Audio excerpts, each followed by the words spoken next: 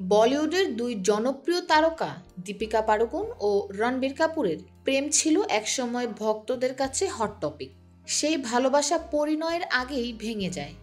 পরে তারা বন্ধু হয়ে থাকার ঘোষণা দেন। কিন্তু দীপিকা এক সাক্ষাৎকারে বলেছিলেন তিনি এখনও রণবীরকে ভালোবাসেন। অন্যদিকে রণবীরও বলেছিলেন পরিবারের একজন সদস্যের মতোই তিনি দীপিকাকে ভালোবাসেন। ইয়ে জাওয়ানি হ্যায় দিওয়ানি সিনেমার 11 বছর পূর্ণ করল। এই সিনেমা তখন জনপ্রিয়তার একটা আলাদা মাত্রায় পৌঁছে গিয়েছিল।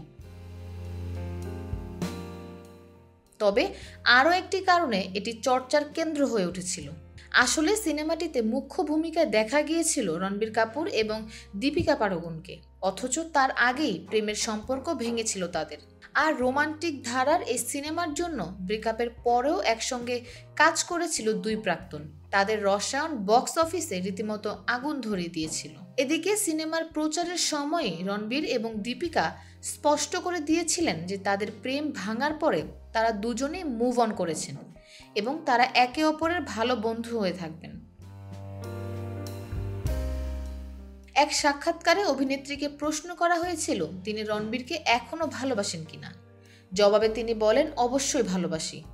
আসলে ও এমন একজন মানুষ যাকে আমি সবসময় ভালোবেসেছি, আর ওকে নিয়ে আমি যথেষ্ট পজিটিভ এবং অত্যন্ত প্রোটেক্টিভও। যখন আমি ওর প্রেমে পড়ি কিংবা যখন আমি ওর কাজ দেখি, ভালো মন্দ যাই হোক না কেন, আমার মাথায় একটা নিজস্ব চিন্তা কাজ করে যেটা আমি ওর সঙ্গে শেয়ার করি। দীপিকা আরও বলেন, আমি হয়তো ফোন করে ওর সঙ্গে কথা বলি। ওর জীবনে একটা সময় গিয়েছে যখন আমার মনে হয়েছিল ওর ব্যবহার পাল্টে গিয়েছে। বিষয়টা আমাকে খুবই ভাবিয়েছে। আর এই পরিবর্তন স্থায়ী নাকি তা তৈরি করা হয়েছে সেটা জানার জন্য আমরা আর একে অপরের জীবনে নেই। কিন্তু মূল বিষয়টা হলো ওর সম্পর্কে যে বিষয়গুলো জানা যাচ্ছিল তা নিয়ে ওকে ফোন করে বলার অধিকার আমার ছিল বলেই আমি মনে করি। এমনকি এটাও মনে করি যে যা চলছে তা ঠিক হচ্ছে না, এটা বলারও অধিকার আছে। প্রসঙ্গত রণবীর কাপুর বিয়ে করেছেন অভিনেত্রী আলিয়া ভাটকে। তাদের এক কন্যা সন্তানও রয়েছে। অন্যদিকে দীপিকা পাড়ুকোন গাঁটছড়া বেঁধেছেন অভিনেতা রণবীর সিং এর সঙ্গে। বর্তমানে প্রথম সন্তানের জন্মের অপেক্ষায় রয়েছেন এই তারকা জুটি।